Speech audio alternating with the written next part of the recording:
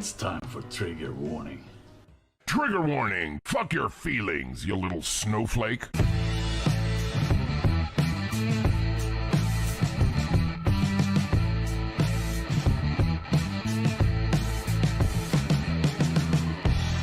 Triggerwarning.tv. How dare you? I just realised I made my mic live during the intro, didn't I? Just like, Hello guys, thanks for joining me. If you are here live, I know a lot of the good people who watch this either have jobs or better things to do during the day, so I don't get a lot of people live.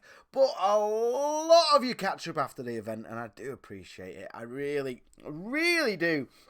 As always. Hey, little quick thing before we get going. I did a private stream over the weekend with my little girl playing Roblox. I gave her a little camera in the corner, you know, like I do there. And she's subscribed to my channel and all that. My mum had a freak out. Can the world see? Can the world see her on the... It's private, Mum. It's private, don't worry. It's just limited people, don't worry. I'm not just broadcasting my daughter for the world to see. But she loved it. Bless her little face. I did send it to Hayden, which was a mistake because the camera was like this because she's tiny, and I was in my underwear. And he wasn't very happy. Put some clothes on, Graham. Put some bloody clothes on. Sorry if there's a bit of noise today. There are some people doing some work for next door, like right there, so there's been a lot of banging. I've been hanging on and it's lulled now, so I thought let's do this. Anyway, title of today's show is, of course, Nigel Farage just handed the election to Boris Johnson, and he did. I 100% believe that. Actually, let me just get rid of my monitor speakers because they're still up, and I'll show you why, man. He's just gone live now. He's just shown us this alignment. Now, that is a huge change, because ever since Mrs. May's abject speech in Florence, we've been aiming at a close and special partnership with the European Union. We've been aiming actually to stay part of many of its agencies, and Boris last night did signal a very clear change of direction. And I thought to myself overnight, well, that actually sounds a bit more like... Oh, where have you gone? Oh, don't you die now on the juicy bit, you bastard. Go on. What the hell is this junk? The Brexit that we voted for. I think he's right as well. Oh, he's playing this so well. I'm going to go into this in detail in a minute, but you might hate Nigel Farage. I'm sure some of you do, but the man is phenomenal in his speaking. Phenomenal. See the way he frames it straight away in terms of don't trust Boris. I mean, and he's going to be getting in bed with him by the end of December. But he knows, even people that like Boris Johnson don't trust him. That's for some reason that's become part of his charm now, hasn't it? Like, well, yeah, obviously he lies. But the thing is, there's a weird thing about the way Boris Johnson lies. They all lie. Like, if you're pointing at the politicians you don't like going, well, they're just liars, aren't they? Then you're a little bit of a fool, I'm afraid. Because they all lie. All of them. It's part of the job. It might be lying by omission. It might be just straight up lying because the promises they keep are impossible to keep. They are. They're hopes during negotiations that will go on once they're elected. That doesn't mean it's going to happen. It's just what they want to do. So inevitably it has to be a lie, because if you're saying, well, I hope to do this, and the other person's saying, I will do this, is the one that gets voted in. So, I don't, it's not, I don't mind politicians lying, but we have to be honest with ourselves about the situation. But the way Farage is framing it is phenomenal. He's very, very good at what he does.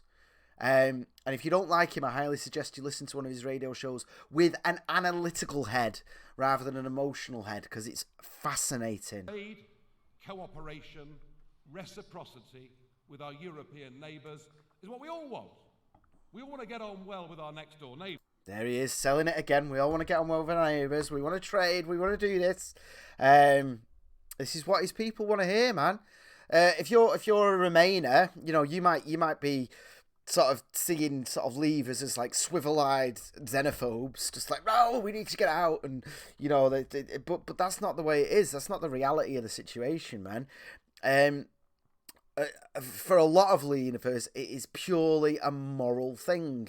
You know, you can scream about GDP and the stuff all you want, but ultimately, GDP going up or down affects wealthy people more than it does poor people.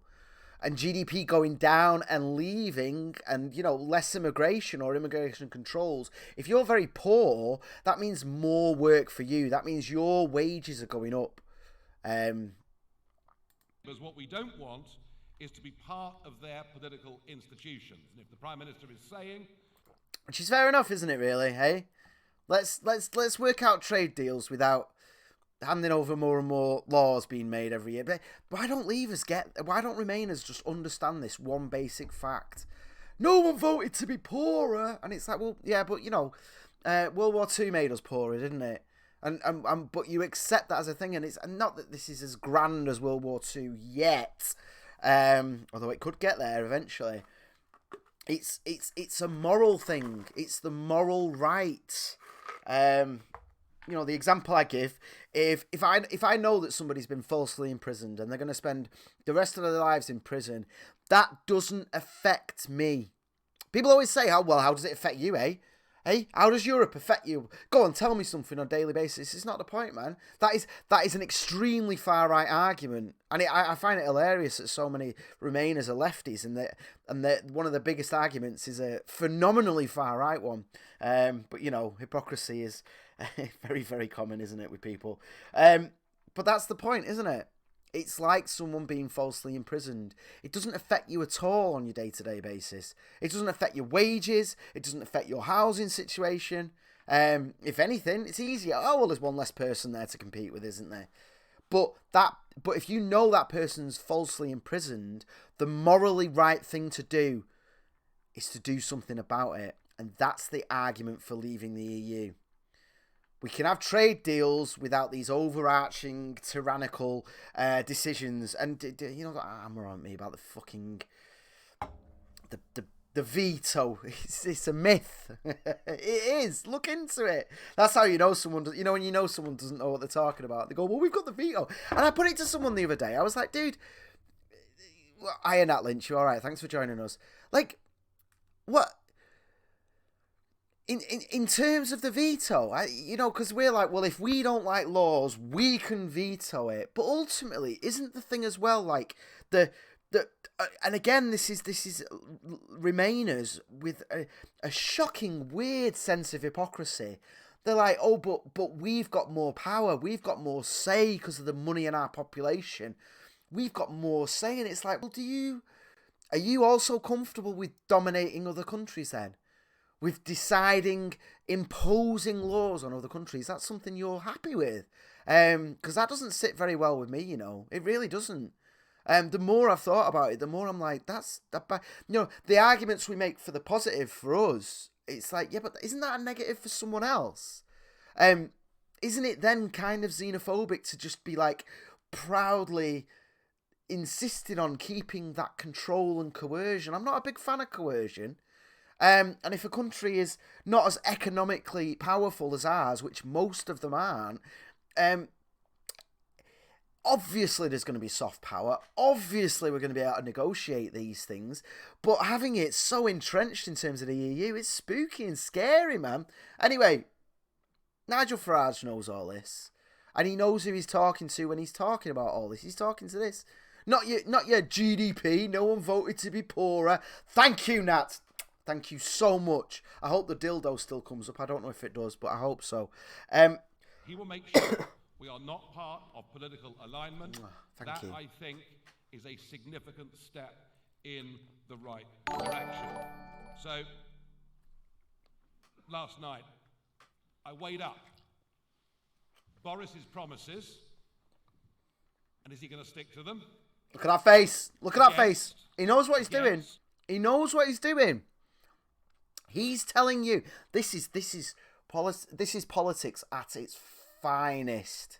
It is when you are telling someone something they don't want to hear in a manner that makes you support it. That's politics That is the core thing of what this is. That's what a negotiation is. This man should have been negotiating Brexit all along. Seriously, should have been. Not completely on his own, completely whatever, reporting back to people and it being a mutual thing. But they should have put him at the front of it. They should have done. Come on. He's been there for like 20 years, man. Like him or loathe him, he knows the EU better than almost anyone in this country. Almost anyone. Maybe anyone. He knows it inside and out. And listen to the way he's selling us on this bad news, this pulling back. The threat, particularly in the south and the southwest, that we let in a lot of Remainer Liberal Democrat MPs. So the reason I was quiet is I waited until last night to decide, and I will tell you now exactly what we are going to do. The Brexit Party will not contest the 317 seats the Conservatives won at the Conservative the last election. But what we will do is concentrate our total effort into all of the seats that are held by the Labour Party, who have completely... He's laying it out here, isn't he? He's doing exactly what he did to UKIP during the European elections. He screwed UKIP. Oh, they were the weirdos there. Oh, that's... Yeah, no, I've formed the Brexit Party now. I've left the racists behind. I mean, it was nonsense, obviously. It's all politics. This isn't about whether you like the man or not. This is about the political force right now that's happening. The game that's being played. And this is top level, top tier.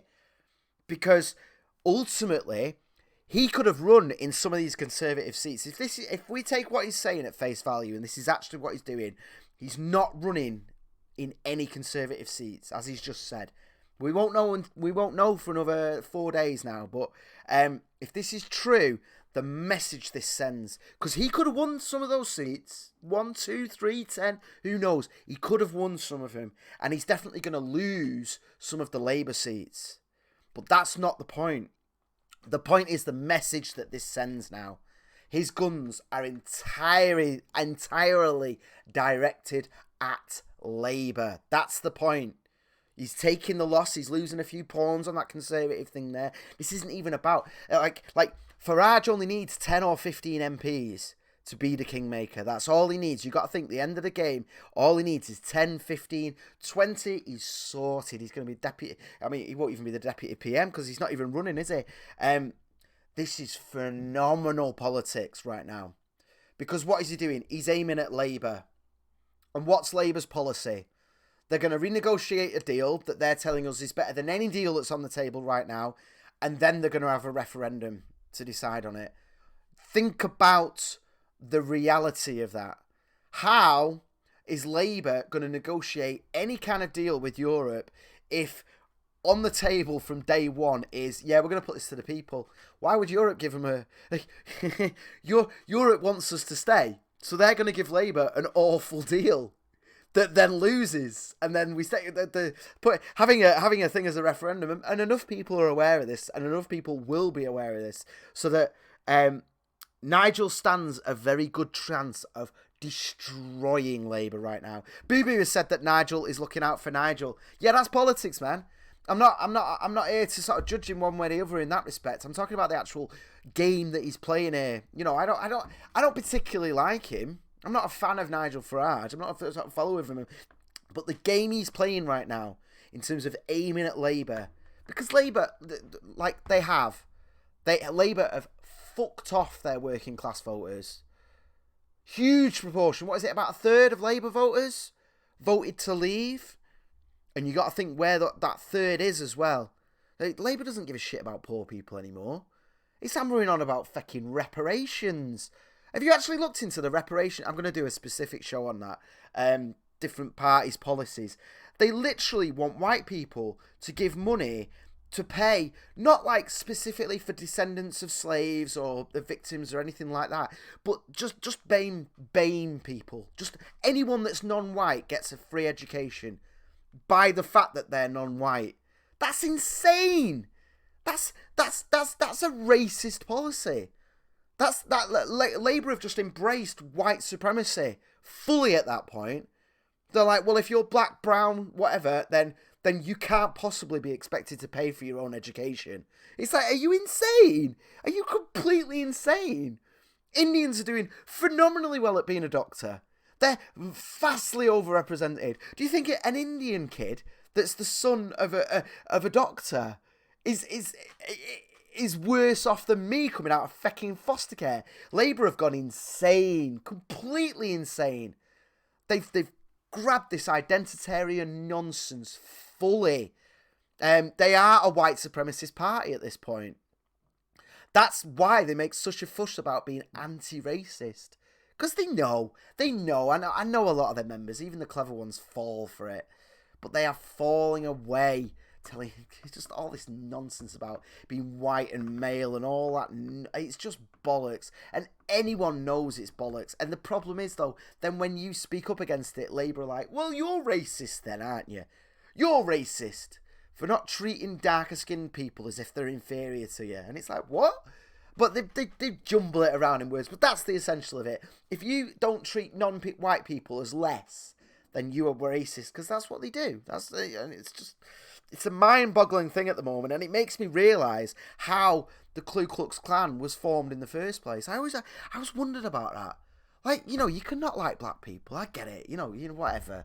And I don't care half the time. I was chatting to a black guy I know the other day about that, and we both agreed. We're like, I don't mind racists, because you kind of know where you stand with them. You just know, yeah, I don't like black. Okay, right. I'm all right with that. But it's the ones who dress it up with all this guilt and fear, and that makes me realise now how the KKK was formed, because that was the Democrats, and there's that obsession with community and protection and all that, and only back then they wanted black people separate for their safety. Now these days the left they still want black people separate, but it's for the black people's safety. Because they've gone full, it's just weird, and he knows this. And as I have said in the title, I can't remember what the name of it was now, but Nigel Farage has just won the election for Boris Johnson. That's it now. He's got phenomenal amount of money behind him. Farage is doing so well. If you don't believe me, go on Labour's YouTube channel. Go and have a look for me. I check it a couple of times a week now, because it's fascinating. Some of their speeches, don't get me wrong, the Corbyn one did okay. But some of their speeches have got less views than us. What with our 1,500 subscribers. We're beating some of the Labour Party conference views. Labour actually had, God, was it like 19 or something like that? I was watching live along with 19 people, Labour Party conference. Guess who was on at the same time with like 7,000 viewers? Your man Farage here. He is going to destroy them. He is going to hammer them. He'll get humiliated here and there. They'll laugh at him for not doing that well, but he's going to destroy the Labour vote, man. And not standing in the Conservative places. Good for him, sort of having the balls and getting over his ego long enough to realise that if the Brexit Party are going to win, this is what they're going to have to do. And I tell you what, if the Labour Party want to win, they need to change their stance now, today, right now. They can't be fucking about with this confirmatory referendum with the New Deal stuff. That is a loss. That is a big L straight away. They need to fucking decide right now. Are they leave or are they remain? Because they ain't winning shit unless they actually make that decision. They'll fool a few people with the propaganda, but no. Broken their manifesto pledge in 2017 to respect the result of the referendum. Yes. And we will also take on the rest of the Remainer parties. We will stand up and we will fight them all. So we're not going to fight 600 seats. They're not fighting 600 anymore. And yet they'll be getting donations from all those. How many seats? Well, I have to say, I'm pleased you like it. It's not easy, but how do we hold Boris to his promises? That's the key to this, isn't it? That's the key to whether this strategy... You do it by getting MPs elected. Anyway, phenomenal. By the way, before anyone comments on how old the people are there, That's normal. They had the same thing during the Conservative run. It was like, oh, it was all these 50-somethings. I think, was it 56, the average age? I can't remember. I didn't know I was going to talk about this right now. It's just popped in my head. But yeah, it was the whole thing with it being like 56 was the average age. But Labour's only 52 or something. There's almost no difference. You know, and you get one of these meetings, Labour, and it's just lots of old white people as well. So again, politicking. Poor politicking. I don't like it. I don't appreciate it. This is a phenomenally well-written speech. Phenomenally well-written. And you can see it. You can see the game that's being played. But it's going to be fucking hard to argue. Anyway, that's it. Boris has won, man. I wasn't sure what was going to happen, but that's basically it. Basically it. Done. Done and dusted. He may focus on 20 to 30 Leave supporting Labour constituencies. That's what it's all about, isn't it? Sure, he'll run in all the Labour seats to send a message, but that's where the focus will be. And I tell you what, Wythenshawe, Salford, boom, boom. Anyway, let's... No, I'm not going to read the comments just now. More election news, and obviously, Kanye West 2020. Or... let me make this figure.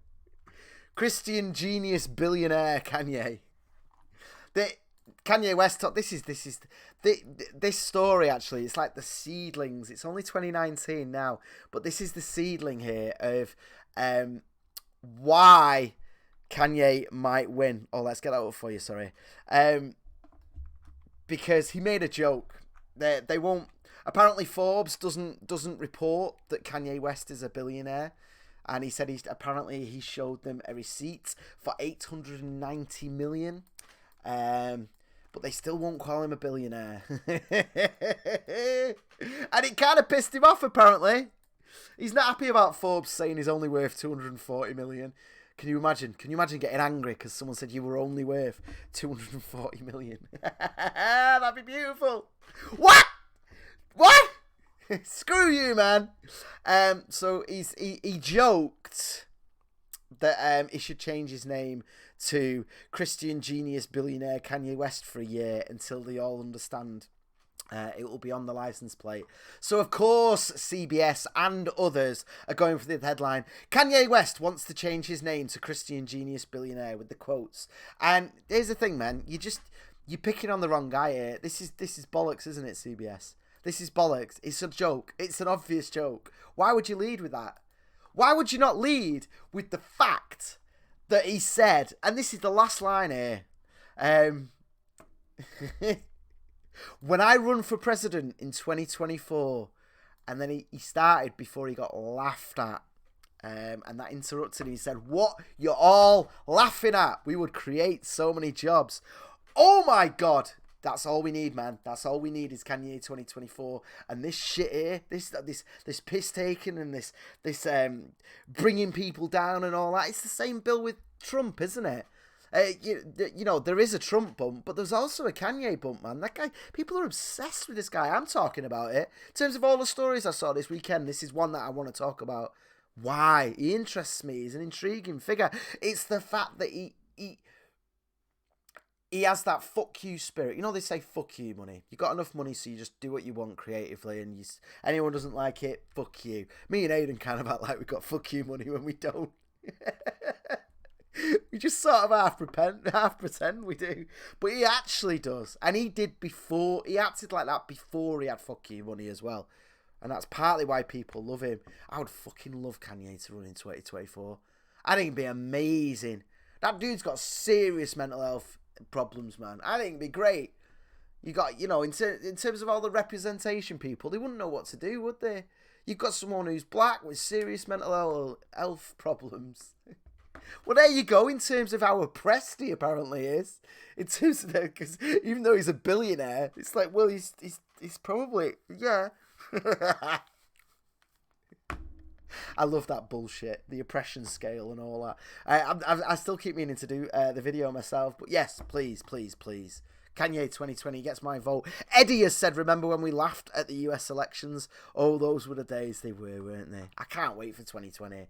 I hope, just as a quick aside before we move on, I really hope Warren gets the nomination, because she is such a fraud. See, I mean, she studied economics. She knows. She knows that her tax plan is fake. She knows it is. She knows. She's standing there and she's lying. And unlike the Farage video where I just showed you, she can't lie very well. She falls to pieces. And very, very quickly it will be put to her over and over again in a brutal manner that if you try and tax the 1% the way she's describing, they will all go. It doesn't work. Net worth isn't the same as having money in your pocket. You could say that Trigger Warning has a net worth of 20 grand. Say if we sold this entire thing, right? Maybe somebody would pay 20 grand for it, yeah? Maybe 10 grand. I don't know, just for mine and Aiden's face. And they'd think, right, yeah, I'll buy it for 10 grand. I'll sink another 10 in for marketing, get my money back in 2 years, and then I'll own those two little bitches. So if somebody offers us 10 grand for the company, that means that Trigger Warning has a net value of 10,000. Yes? That doesn't mean we physically have 10 grand in the bank. So if you then go, well, you've got 10 grand. We want 500 in taxes off you for that. Or we want 1,000 off you in taxes. You need to pay your share. We've got Medicare to pay for here. We don't physically have that money. That's just what we're worth, net worth. And if you point at Jeff Bezos and say he's worth however many 100 billion, he doesn't physically have that money in his hand. Idiots. He's on less than 100 grand a year. I mean, don't get me wrong, I'm sure Amazon pays for his house and his car and all that, but he physically gets paid less than 100 grand a year. That money is the worth of what he owns in the company. When he split from his wife and she took the share, that was a big deal. These things have to be worked out. If Bezos just sold $1 billion's worth of shares tomorrow, it would upset the company. The company's value is linked to the fact that he is the one running it. Being a CEO is one of the hardest jobs on the planet. It's harder than being a president, harder than being a prime minister, way harder. That's why they get paid so much. That's why it's worth so much, because it is an insane balancing act. But that doesn't mean he has 100 billion in his pocket. And you go, right, we need 17 billion off you. Oh, right, yeah, there you go. It'd crash Amazon. It'd crash Amazon overnight. And Amazon knows this. It never happened. So that's why Warren's a fraud. And I wanted to get in. I almost wanted to get in and win just to see her try it. One term, and then Kanye comes in and saves the day. Anyway, cannabis has been legalised in a pathetic, ridiculous manner in the UK. 2 drugs that have been developed here, which, you know, is kind of pointless, but, you know, it is what it is, isn't it? It's insane how much cannabis we grow in this country. I think we actually export them. Fuck off, Fat Belly. Fuck off. There you go. You can see my VR. I'm gonna just throw it away. I'm gonna throw my fucking VR away, and then we won't have this conversation anymore. But yeah, both medicines have been developed in the UK, which I get, but it's a little bit corrupt, isn't it? It's like, you know, because ultimately it's American firms over here doing this through umbrellas and all that. I don't know. But yeah, it's going to be given to Lennox-Gastaut syndrome and Dravet syndrome, which causes multiple seizures a day, epilepsy. Brilliant. Wonderful. Clinical trials have shown the oral solution, which contains CBD, can reduce seizures by 40%. This is amazing. But why the hell does it cost between 5 and 10 grand a year? This is insane. This is the problem, man. You know, when we talk about legalizing marijuana and all the rest of it, it's a big problem, man. It's a big problem. I've agreed to a lower discounted price with the NHS. Well, what if it's a British company? Oh, I don't bloody know. I don't know. It's just bullshit, isn't it? They always do it. I'm interested though. I'm interested in these people. Let's have a quick look as to where they are. Cambridge. I know these guys.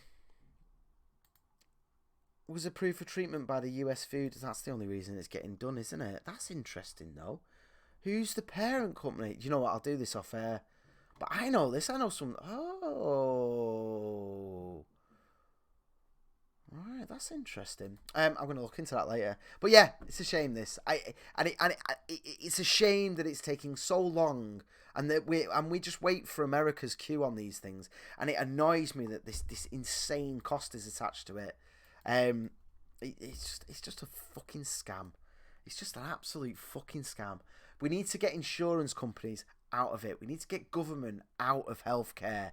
Like, if you've got... There's a thing in America, man. Fucking Aiden said it the other day, and it really rubbed through me. He said it during Meat Space. He's like, unregulated insurance. He specifically said unregulated, and it's like, are you fucking insane? The only thing more regulated in America than health insurance is the financial sector. It's so phenomenally regulated. That's the problem. Government-backed monopolies. Government deals. That's the problem. There's no competition. They're forced. They can't cross state lines. There's so many rules and so many regulations, and it's all because of Medicare and corruption and excesses of government. It's nonsense. Someone gets an ambulance and they have to spend $600, and they're like, $600? It's only that because I had insurance. And it's like, that's your copay. That, if you got rid of government, right, that would be the cost. That's what it'd cost. Fucking ridiculous. 600 with... It's just, the whole thing is a fucking scam. And the same thing's happening here, man. The same thing's happening here. Because it's regulated phenomenally well. You know? There's people out there that could develop these drugs for way, way, way less than this. But it's the ones that get the government's permission. That's why the cost is there. That's why it's so restrictive. And it is an absolute joke. 2,000 a year per patient for a bit of fucking weed. It's insane. There was a story, this isn't the first thing that's been legalised, but there was a story where it was costing a family like $1,200 a month. It's like fucking ridiculous. Get government out of it. I hope they never legalise weed. Can you imagine? I don't smoke weed, but can you imagine how expensive it'd be? Legalising weed would knock people growing out of the thing, because there'd be that many taxes and regulations. Some guy that grows in his attic, done, gone, finished, completely. Yeah, get government out of all this, man. What the fuck are they there for? Like I said the other day, the only thing we need government for is a finger on the nuclear button. That's it. That's it. We'll check in with them once a month. You all right? You all right with your finger on the button? Good, great. No. We'll send someone over the coffee. Don't worry. That's all we need government for. Go fuck yourselves. I'm going to look into that later, though. I wonder if... Who owns them? Up above. Who's the parent company? Oh, I'm going to find that out. Whilst they're proudly announcing, I bet you it's money. Oh! Quick last shout out for this fella here. Man charged over Salford Remembrance Sunday firework display. I wonder if it was Rich. Can you imagine if it was Richie? He finished his show, it just came out. Fuck off! You fucking English. I'd love it if it...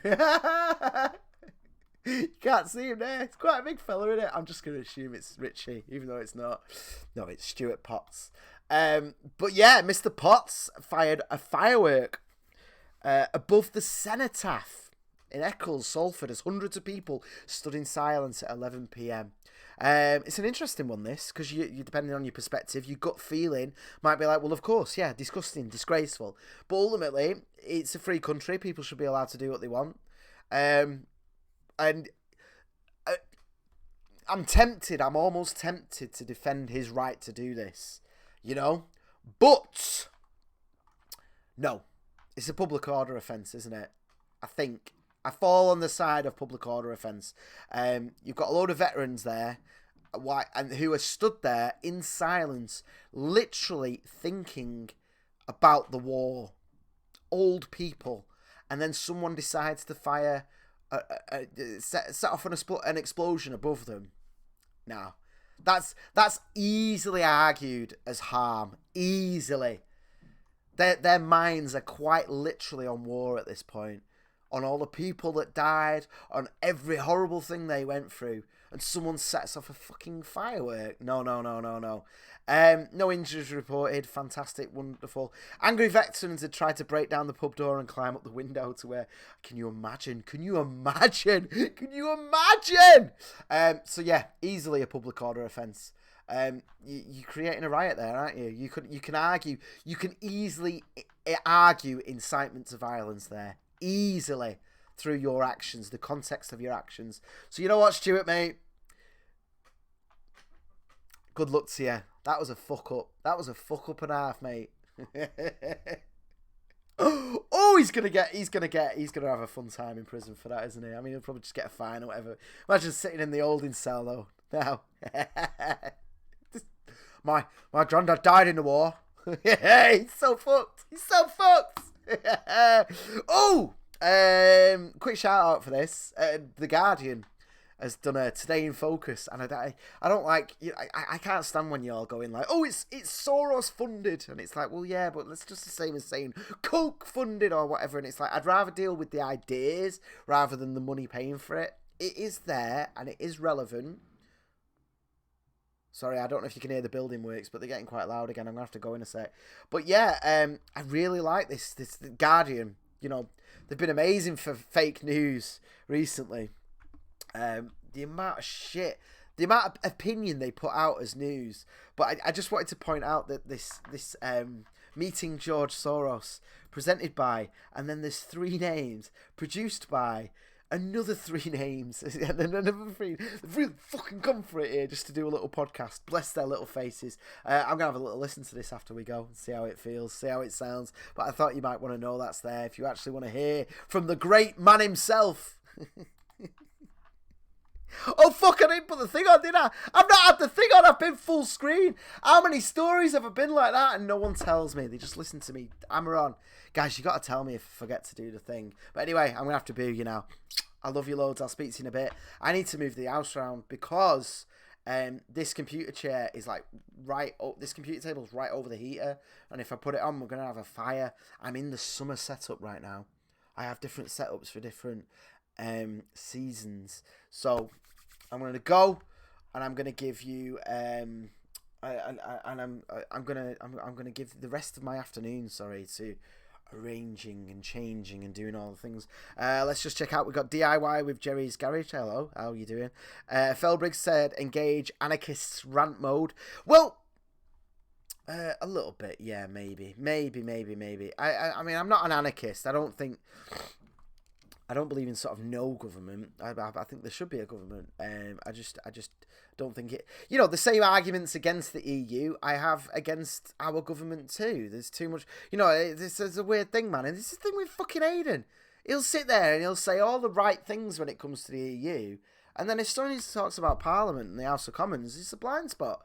Oh, go, you know, that suddenly.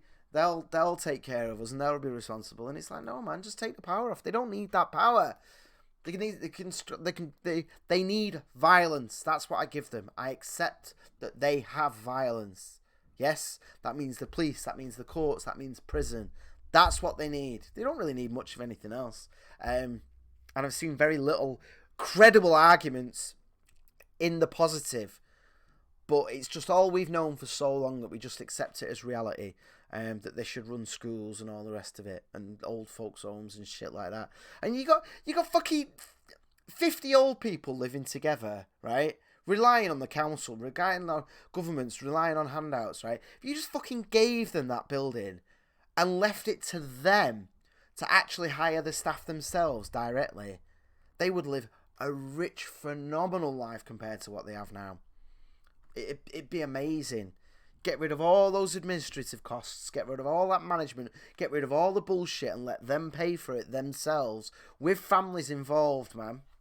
Fucking amazing. Still be problems. We got problems now. People get abused, people get taken advantage of now in the current system. You're not going to change that, but you could certainly make things a hell of a lot better for the majority of them. He's only got the freedom. Sorry, this is you and your mum. Thanks, brilliant name. This is to do with the fireworks guy. He's only got the freedom to set the firework off because those brave because those brave men gave their lives for that freedom. Yeah, I agree, and I think that people should be allowed to do what they want. Here's the thing. Last word on that before we boogie. I don't wear a poppy. I don't tend to buy poppies. I don't like that thing. I've worked with the what they're called. I can't remember the name of the thing. It escapes me now. I've worked with them quite a lot in my professional life, rehousing and supporting veterans. I've done a lot of work with them, and it's great. Some of that money is phenomenal. You're talking houses that are built specifically for them, not at a loss. They're sold to them, they're rented to them, but then it does pay for things like washing machines, basic, fridges, freezers, things like that, cookers, welcome packs, clothes, even, some really phenomenal things, just to say thank you to people. And these aren't ex-army that are just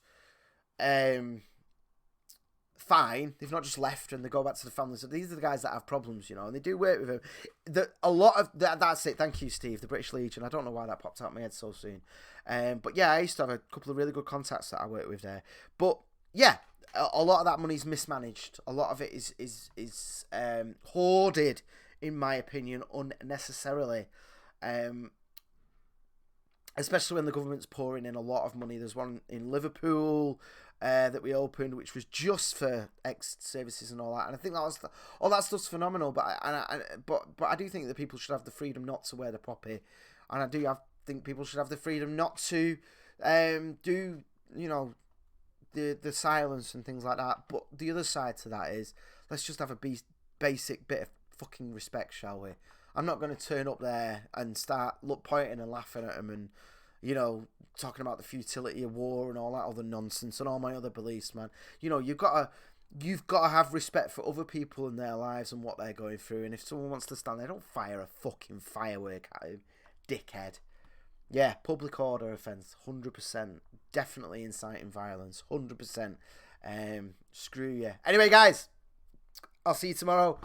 I'm not sure if I'm ready. I was waiting. I'm going to do a day, every day. Even UKIP, Labour, Conservative, Lib Dems, I'm going to go through all the promises, some of the things I've noticed. I was going to start it today, but what I'm going to do is I'm going to wait, mainly because of this Nigel Farage thing, I'm going to wait until the deadline for submissions. So what is it, the 14th or 15th? I think it's the end of this week, isn't it? That's when we're going to have lists of who's standing where and all the rest of it, and then it's done and dusted. And hopefully then some of their election lies will be on paper and we can go through them properly. So it might be next week, it might be later in the week, I'm not too sure yet. We'll get started on it. But even if I'm not going through the general election stuff, there's still plenty to get on with, isn't there? Oh my God, yes! Anyway, I'll see you in a bit, guys. I love you. Bye-bye.